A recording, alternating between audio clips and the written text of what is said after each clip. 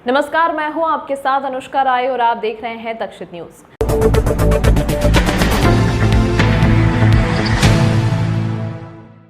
फ्रीगंज के अंबापुरा क्षेत्र में तेज बारिश व हवा के कारण 50 वर्ष पुराना विशालकाय पीपल का पेड़ गिर गया, जिसमें कुछ वाहन क्षतिग्रस्त हुए हैं और सड़क मार्ग बाधित हो गया।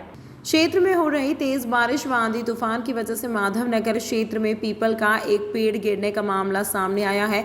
घटना वार्ड क्रमांक 46 के अंबापुरा क्षेत्र की है। यहाँ करीब 50 वर्ष पुराना पीपल का पेड़ गिर गया, जिसकी वजह से कुछ वाहन क्षतिग्रस्त हुए हैं। वहीं सफाई कर्मी महिला को मामूली चोट आई है। घटना की जानकारी तत्काल विद्युत विभाग व नगर निगम के अमले को दी गई। वहीं थाना माधव नगर पुलिस भी मौके पर पहुंच गई। पेड़ गिरने की वजह से सड़क मार्ग का आवागमन बंद हो गया। हालांकि नगर निगम टीम ने पेड़ को हटाने का काम शुरू कर दिया है। ये 50 वर्ष पुराना पौधा था, पीपल का पेड़ था और नीचे से जड़ें भी काफ़ी सड़ चुकी थी। और आज सुबह 7 बजे करीब ये 2 दिन की जो लगातार बारिश की वजह से ये गिर गया है। और इसमें कुछ हमारी गाड़ियाँ डैमेज हो गई है। कुछ एक बहन जी जो सुबह सफाई कर रही थी, सफाई कर्मी थी, उन्हें भी थोड़ी सी चोट आई है। और इतना ही है, बाकी कोई जानहानि नहीं हुई है। और नगर निगम टीम टाइम पे पहुंच गई है, सब काट दिया है। लाइट वालों ने भी आके टाइम पे आके सब काम कर दिया। आपका नाम बताओ। राजेश पेड़वा।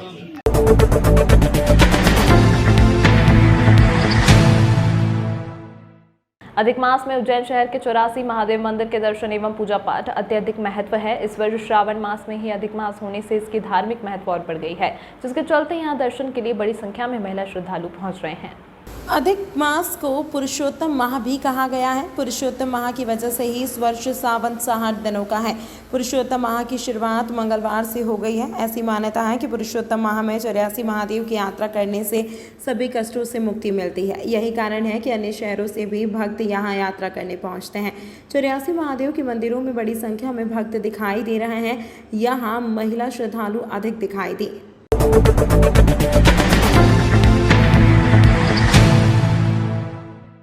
देवास रोड पर चोरों ने कार के 3 शोरूम के ताले तोड़कर नगद राशि चुरा ली। नागझरी पुलिस ने मामले की जांच शुरू की। देवास रोड स्थित हुंडई, रुक्मणी और मारुति शोरूम पर चोरों ने धावा बोल दिया। चोर शटर का ताला तोड़कर कार शोरूम में से हजारों रुपए नकदी ले गए।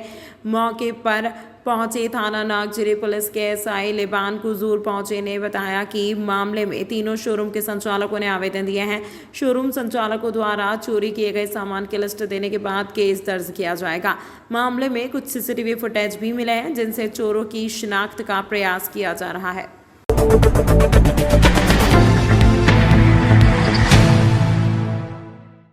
विश्व प्रसिद्ध बाबा महाकाल के दरबार में प्रतिदिन देश भर से आने वाले श्रद्धालुओं का तांता लगा हुआ है। इनके साथ ही नेता भी परिवार के साथ बाबा का आशीर्वाद लेने के लिए पहुंच रहे हैं। खनिज मंत्री बृजेंद्र प्रताप सिंह ने बाबा महाकाल के दर्शन कर देश में सुख समृद्धि की कामना की। उन्होंने बताया कि कांग्रेस का काम प्रयास करना है, हमारी जीत सुनिश्चित है। प्रदेश के खनिज मंत्री बृजेंद्र प्रताप सिंह प्रतिवर्ष सावन मास में बाबा महाकाल के दर्शन करने के लिए परिवार के साथ पहुंचते हैं।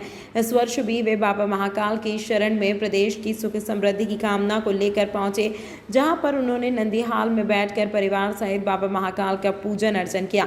पूजन के बाद मंदिर समिति ने मंत्री सिंह का बाबा की तस्वीर और लड्डू प्रसाद भेंट कर सम्मान किया। मीडिया से चर्चा में उन्होंने कहा कि हर वर्ष बाबा की शरण में दर्शन करने के लिए परिवार के साथ पहुंचते हैं। परिवार और प्रदेश में खुशहाली की कामना की है। प्रियंका गांधी के ग्वालियर में सभा में करने पर उन्होंने कहा कि कांग्रेस का काम प्रयास करना है, हमारी जीत सुनिश्चित है। इस बार प्रदेश में 200 से अधिक सीटें भाजपा की होंगी। निश्चित रूप से, क्योंकि श्रावण मास चल रहा है, इसलिए हर साल हम लोग कोशिश करते हैं कि महाकाल के दर्शन करने आएँ। और आज उसी के तहत आज परिवार सहित आज हम दर्शन करने आए हैं। महाकाल से ये आशीर्वाद लेने आए हैं, सब पर कृपा करें। सर, आने वाले विधानसभा में कितनी सीटों की बढ़ोतरी होगी इस बार? पहले से ज़्यादा होगी और अच्छे से हम स्पष्ट, जैसे 200 पार की बात हम लोग कर रहे हैं, वो हम करेंगे। सर, कांग्रेस बहुत प्रयास कर रही है। मध्य प्रदेश में सोनिया गांधी अब आ गई है। उनका काम है प्रयास करना, लेकिन हमारी जीत सुनिश्चित है और हम 200 पार करेंगे।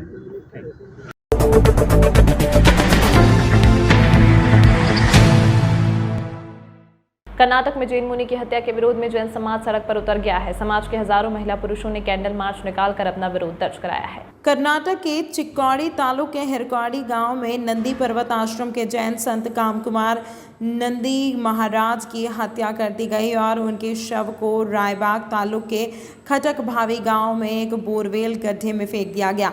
पुलिस ने कुछ आरोपी को गिरफ्तार किया है। वहीं कर्नाटक सरकार ने इसकी जांच CID को सौंप दी है।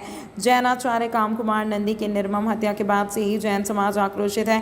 पूरे देश में जैन समाज ने रैली धरना कर ज्ञापन सौंपा है। काम कुमार नंदी मुनिराज की हत्या के विरोध में उज्जैन के सकल जैन समाज ने मौन होकर कैंडल मार्च निकालकर राष्ट्रपति के नाम ज्ञापन सौंपा। इस दौरान सभी जैन समाज के हजारों महिला पुरुषों ने काली पट्टी बांधकर विरोध जताया। अहिंसक समाज है, चींटी को भी मारने में विश्वास नहीं रखते और ऐसे में हमारे जैनाचार्य कर्नाटक के अंदर काम कुमार नंदी जी महाराज जो लगभग 30 साल से दीक्षित थे, 37 साल से दीक्षित थे, उनकी नृशंस हत्या कर दी गई और पहले उन्हें करंट देकर मारा गया, फिर उनके टुकड़े करके ट्यूबवेल के अंदर डाल दिए गए। तो वहाँ की सरकार ने तत्काल हत्यारों को गिरफ्तार भी कर लिया और जब संदिग्ध लोग पकड़ाए, उनकी जांच हुई, तब ये सारी चीज़ सामने आई। और इस घटना के बाद संपूर्ण देश का जैन समाज क्षोभ में है, वेदनीय स्थिति में गुजर रहा है। आज पूरे देश भर में जैन समाज का प्रदर्शन हुआ इसके विरोध में। हम सरकार से, सेंट्रल गवर्नमेंट से, स्टेट गवर्नमेंट से, सभी पूरे देश की स्टेट गवर्नमेंट से आने वाले समय में कोई जैन मुनियों के खिलाफ ऐसी घटना न घटे, हमारे तीर्थों के खिलाफ कोई षड्यंत्र न हो, जैन समाज के साथ कोई कुठाराघात न हो। इन बातों को लेकर आज का यह मार्च आयोजित किया गया है और धरना आयोजित किया गया है। हम ज्ञापन के माध्यम से राष्ट्रपति जी तक अपनी बात पहुँचाएंगे और ये जो घटना घटी है इसका हम, अगर इन पर रोक नहीं लगी और शासन ने हमारी मांगें नहीं मानी, तो आने वाले समय में हमारे विरोध का स्वरूप उग्र भी होगा।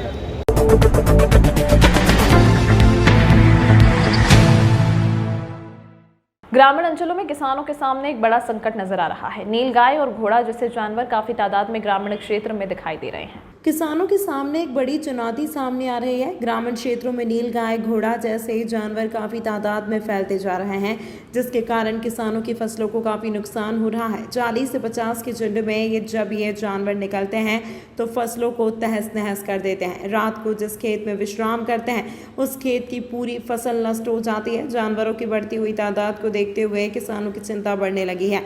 आने वाले समय में किसान फसल लगाएगा पर काट नहीं पाएगा, इतनी बड़ी मात्रा में नुकसान होने लगेगा।